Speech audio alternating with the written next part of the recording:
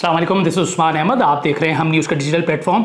आज हम गुफ्तगू करेंगे उस शख्सियत के बारे में जो अफसोसनाक तौर पर इस दुनिया से चली गई है, लेकिन उसकी जो एक ज़िंदगी है वो एक मशअल राह है हर उस शख्स के लिए जो मेहनत करना चाहता है, मेहनत करके तरक्की करना चाहता है, आगे बढ़ना चाहता है, बड़े ओहदों पर फाइज होना चाहता है। मैं बात कर रहा हूँ बिलाल पाशा की, जो कि आज सारा दिन हमने देखा है कि सोशल मीडिया पर बिलाल पाशा जो है वो ट्रेंड कर रहे हैं। ये सूबा खैबर पख्तूनख्वा के ज़िला है बन्नू, वहाँ से उनका ताल्लुक़ था और इनके वालिद जो है वो मज़दूर थे, मज़दूरी का काम करते थे। लेकिन बिलाल पाशा ने उस मज़दूरी में अपने वालिद की मज़दूरी के बावजूद जो है वो उन्होंने तमाम जो पढ़ने लिखने वाले बच्चे हैं उनके लिए अपने आप को रोल मॉडल बनाया और उन्होंने CSS का इम्तिहान पास करके वो आला सरकारी अफसर जो है वो बन गए थे। लेकिन अफसोसनाक ख़बर ये है कि आज उनका इंतकाल हो गया, उनके इंतकाल की खबर आई है। और भी ज़्यादा इसमें जो दिल दुखा देने वाली बात है कि बज़ाहिर उन्होंने ख़ुदकुशी की है। ये पुलिस का ये वर्जन ये सामने आ रहा है और पुलिस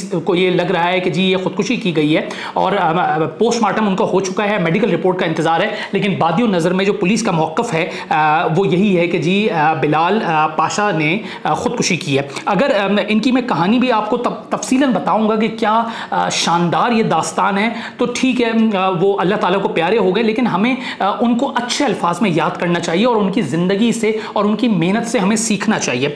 इस वक्त जो है वो मिलिट्री कंटोनमेंट बन्नू में बतौर चीफ एग्जीक्यूटिव ऑफिसर के ओहदे पे वो फाइज थे और वो अपने कमरे में जो है वो मुर्दा हालत में पाए गए हैं। बिलाल पाशा के जो वालिद हैं अहमद यार, उन्होंने गुफ्तगू की है। एक वाहिद ही उनका एक टेलीफोनिक इंटरव्यू BBC से उनका एक इंटरव्यू सामने आया और उन्होंने बताया कि उनसे जो आखिरी मरतबा फ़ोन पर बात हुई थी तो वो तफसीलात उन्होंने कुछ सामने रखी हैं। मैं अभी आपके आगे आपके भी गोश गुजार कर देता हूँ। अहमद यार साहब बताते हैं कि वो खानेवाल में अब्दुल हकीम नामी गाँव के रिहायशी हैं और ख़ुद मजदूरी करते हैं और अपने घराने के बड़े हैं। दिलचस्प बात यह है कि बिलाल पाशा जो हैं वो ले पालक थे। उनके जो वालिद थे अहमद यार, उनके असल वालिद थे जिनके 5 बच्चे थे और जो उनके जो अहमद यार के जो दूसरे भाई थे उनका कोई बच्चा नहीं था, बशीर अहमद उनका नाम था।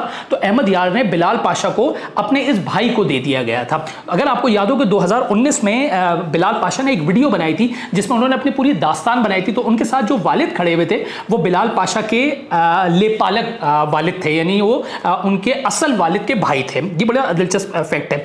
मैं दोबारा अगर अहमद यार की बात करूं जो उनके असल वालिद थे, वो ये कहते हैं कि उनकी हफ्ते को है वो बिलाल से बात हुई थी और बिलाल ने उनको ये बताया था कि उनका तबादला हो गया है। ये इस फैक्टर को समझते हुए कहा जा सकता है गालिबन वो शायद इस वजह से किसी जहनी दबाव का शिकार थे। फिर अहमद यार खुद भी रो रहे थे जब उन्होंने BBC से गुफ्तगू की, तो उनका कहना था कि 8 रोज़ पहले एक दिन फ़ोन पर बिलाल कह रहा था कि बाबा मेरा दिल चाहता है कि नौकरी छोड़कर घर आ जाऊं या कुछ दिनों की छुट्टी ले लूं ताकि दिल भरकर सो सकूं। अब रावलपिंडी जाकर छुट्टी की दरख्वास्त देकर घर आता हूं।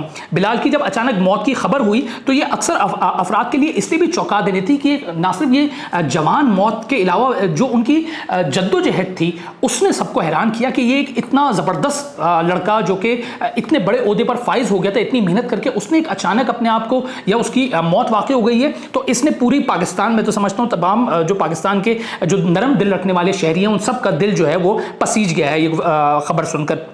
अब इस वक्त हमने देखा है कि बिलाल पाशा जो है वो सोशल मीडिया पर टॉप ट्रेंड भी कर रहा है। अहमद यार के बकौल जो मैंने जिस तरह आपको पहले बताया कि उनके 5 बेटे थे जिसमें बिलाल जो है वो सबसे छोटे थे और अहमद यार के एक भाई बशीर अहमद की औलाद नहीं थी, इसलिए उन्होंने अपने भतीजे उन्होंने बिलाल को दे दिया था।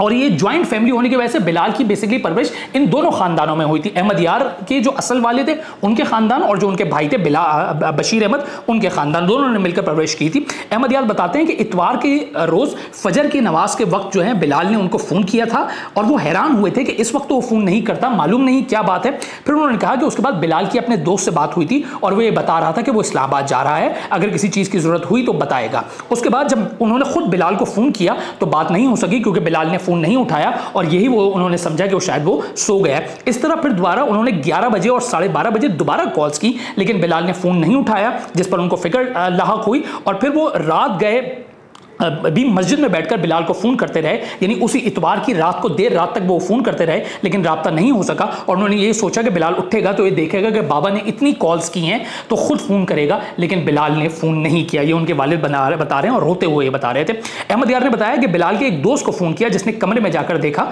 तो अंदर से दरवाज़ा बंद था, और दोस्त ने फिर बताया कि जब वो दरवाज़ा तोड़कर अंदर दाखिल हुआ तो बिलाल जिंदा नहीं था। हमें नहीं मालूम कि हुआ क्या है, हमसे उसने कोई ऐसी बात भी नहीं की जिससे कोई परेशानी जाहिर होती। एक और मीडिया रिपोर्ट में यह आया है कि बिलाल ने अपनी ही बंदूक से खुदकुशी की है। यह भी मीडिया रिपोर्ट के अंदर रिपोर्ट हुआ है, डॉन ने भी इसको रिपोर्ट किया। उनके वालिद अहमद यार बताते हैं कि बिलाल पाशा ने 2-3 साल पहले शादी की थी, लेकिन कुछ अरसे बाद उनकी अलहदगी हो गई थी।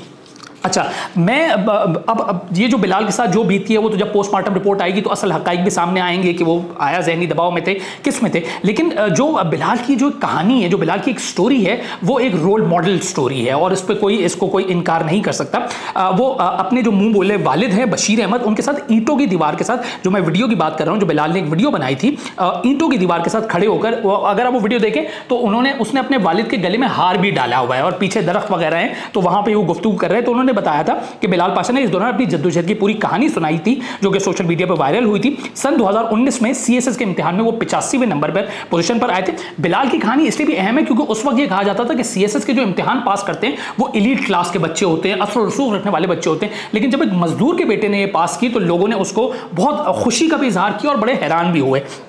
और बिलाल ने बेसिकली उस वीडियो में अपने ये बताया था कि जी हमें इस नज़रिए से हटना पड़ेगा कि सीएसएस का इम्तिहान सिर्फ असर रसूख वाले बच्चे पास कर लेते हैं या सिर्फ जिनके पास अमीर बच्चे होते हैं वो ये पास कर लेते हैं। ऐसा नहीं है, अगर आप मेहनत करेंगे तो आप चांद तक भी पहुंच सकते हैं।